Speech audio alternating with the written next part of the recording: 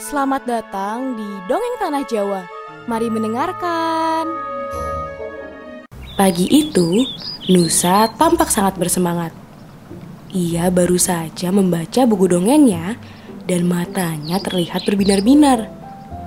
Ia kemudian berlarian kian kemari seperti sedang mencari sesuatu.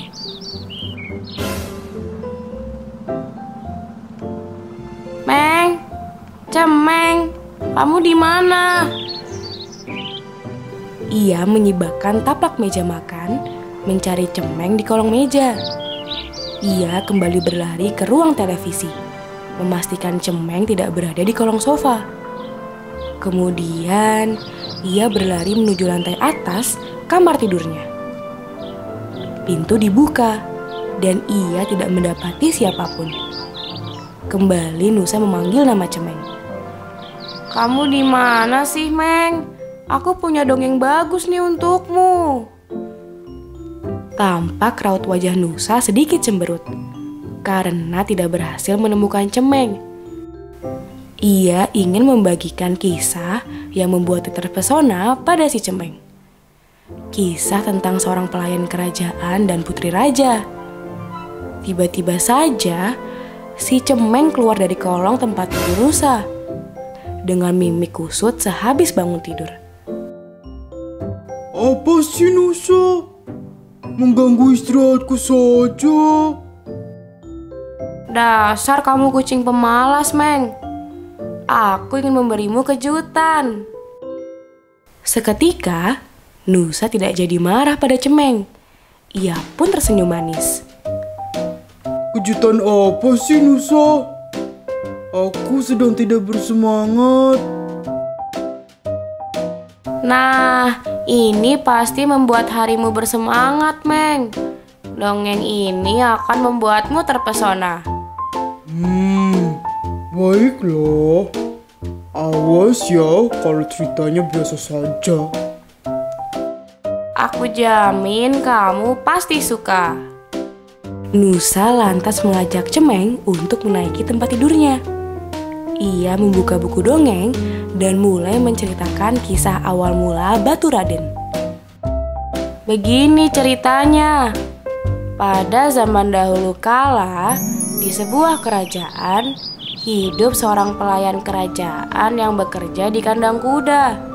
Setiap hari, ia bertugas merawat kuda-kuda milik sang raja. Dan seusai menyelesaikan pekerjaannya, ia gemar berjalan-jalan di sekitar danau pinggir kerajaan untuk menikmati keindahan alam yang ada di sana. Pelayan itu bernama Suta. Suatu kali, saat Suta sedang berjalan di sekitar danau, ia mendengar suara jeritan seorang perempuan. Lantas, dengan sigap, Suta mencari sumber suara itu. Kemudian, ia mendapati seorang putri raja yang sedang ketakutan sebab ada ular raksasa yang hendak menyergap sang putri. Meskipun melihat ular yang begitu besar, Suta tidak diam saja dan memberanikan dirinya.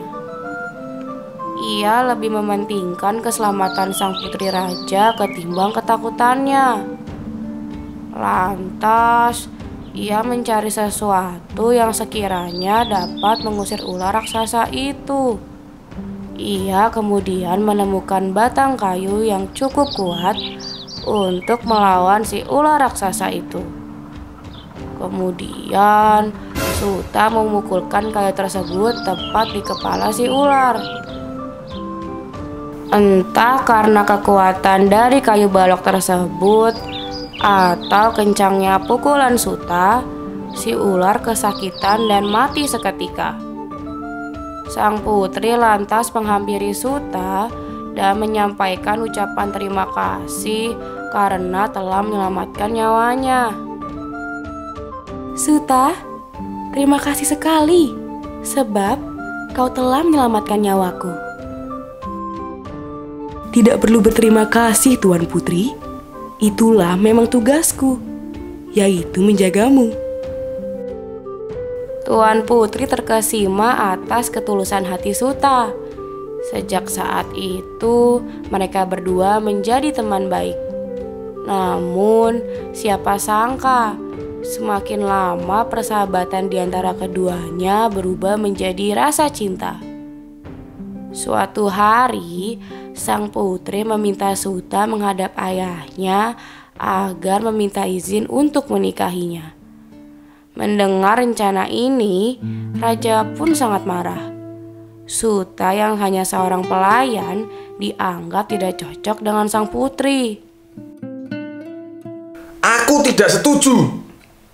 Suta hanyalah seorang pelayan, sedangkan kamu adalah seorang putri. Tapi ayahanda, dia pernah menolongku. Ia pernah menyelamatkanku. Tak sudi aku punya menantu rendahan sepertimu.